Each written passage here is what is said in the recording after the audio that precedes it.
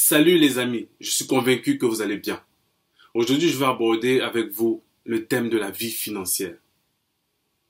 Ne jouez pas avec votre vie financière. Je répète, ne jouez pas avec votre vie financière.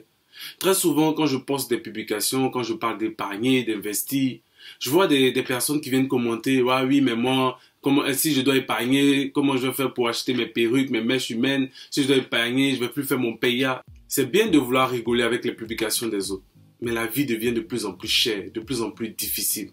Les prix des denrées augmentent, l'inflation augmente. Ne jouez pas avec votre vie financière.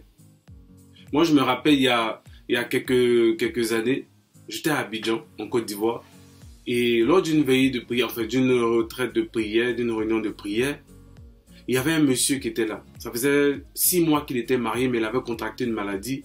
Il avait ses pieds qui avaient enflé, il avait de la peine même à manger. Et vraiment, sa situation était critique. Et après la prière, ça a commencé à aller pour le mieux. Mais par la suite, quand je suis rentré en France, j'ai appris que ce monsieur était décédé. Pourquoi? Parce que justement, après, il fallait certains soins. Et ce monsieur-là, je crois qu'il fallait, je sais plus, je crois que c'était 35 000, donc 53 € par là, un truc comme ça. Si mes souvenirs sont bons. Et le monsieur, en fait, il est décédé.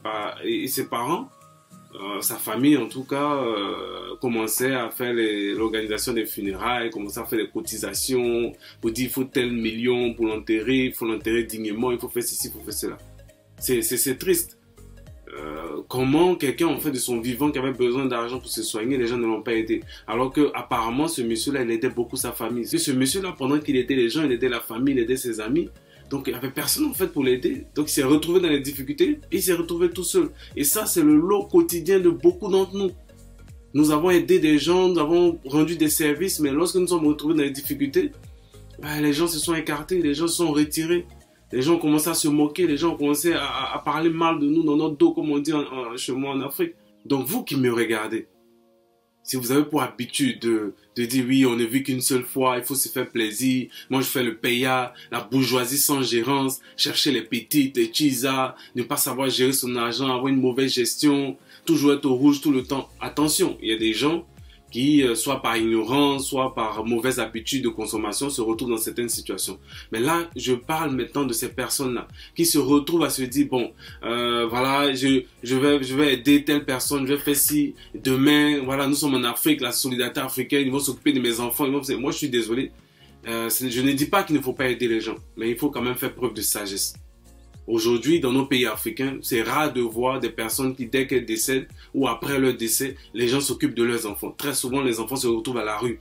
La maman, si c'est le monsieur qui est parti, la maman se retrouve à la rue avec ses enfants. La famille qui vient pour prendre tout l'héritage, pour dire oui, ce sont les affaires de notre enfant, donc nous on est venu récupérer, c'est notre fils. Pourtant, pendant les moments de galère, les moments de disette, on ne voyait pas la famille. Ne jouez pas avec votre vie financière. Lorsque vous avez un salaire, vous avez une activité, un travail, vous avez une entreprise, vous avez une activité entrepreneuriale, même si c'est un petit commerce, dès le moment où vous gagnez de l'argent, même si c'est 1000 francs, même si c'est 10 000, même si c'est 1 euro, 2 euros, 10 euros, 50 euros, 5 euros, 100 $, apprenez à épargner. Apprenez à épargner. On épargne pour faire face aux imprévus. On épargne pour réaliser ses projets, on épargne pour avoir un capital, soit pour sa retraite, soit pour le transmettre à ses héritiers. Apprenez à bien gérer votre argent. Quand on parle de bien gérer son argent, c'est d'abord identifier ses revenus, calculer ses dépenses, regarder quelles sont les dépenses prioritaires, allouer une somme d'argent, un montant à chaque dépense. Donc, si je fais cela, je sais que dans le mois, avec une discipline financière, je ne dois pas dépasser cette somme-là que je me suis fixée. Je dois prévoir que, bon, dans la vie, par exemple, en Afrique, il y a ce qu'on appelle les charges familiales. Il y a ce qu'on appelle les dépenses imprévues liées à la famille, liées au décès, liées aux funérailles, au baptême, au mariage. Ne jouez pas avec votre vie financière. Vous gagnez votre argent à la sueur de votre front. Gérez bien votre argent. Prenez le temps d'épargner. Prenez le temps d'investir. Ce n'est pas une obligation d'investir des millions comme d'autres personnes. Mais prenez le temps. de mettre un peu de côté. Ce petit somme, vous l'investissez dans quelque chose. Vous pouvez l'investir à la bourse, à la BRVM, à la bourse régionale des valeurs mobilières. Vous pouvez prendre cette somme pour acheter des terrains villageois. Dans nos pays africains, les terrains villageois, surtout dans les provinces, pas dans la capitale, ça coûte pas vraiment cher. Donc vous pouvez chercher quelque chose dans laquelle vous allez mettre votre argent, investir, c'est placer son argent dans quelque chose pour en tirer des gains financiers. Vous pouvez lancer un petit business sur le côté, comme on dit, un side business. Pendant que vous êtes fonctionnaire, pendant que vous êtes salarié, tout dépend de vous.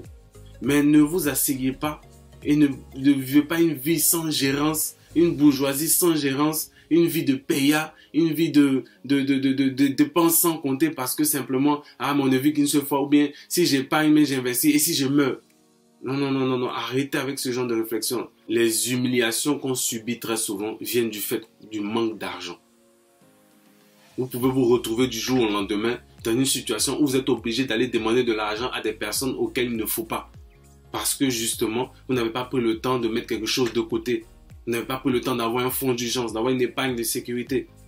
Vous pouvez vous retrouver dans des situations honteuses. Pourquoi? Parce que sur le champ, vous n'avez pas de liquidité.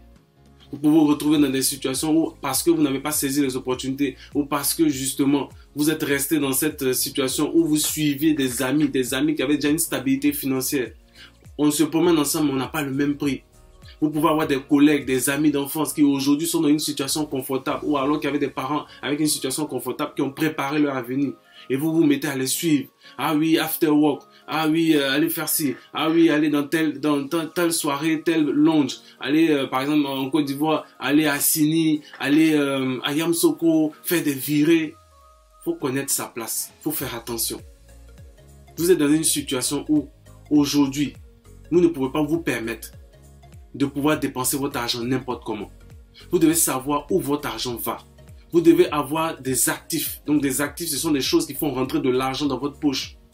Vous ne pouvez pas passer votre temps à payer que des choses de consommation ou à prendre des prêts pour des trucs de consommation. Juste pour acheter des iPhones, des mèches humaines, pour aller faire le show comme on dit. Non.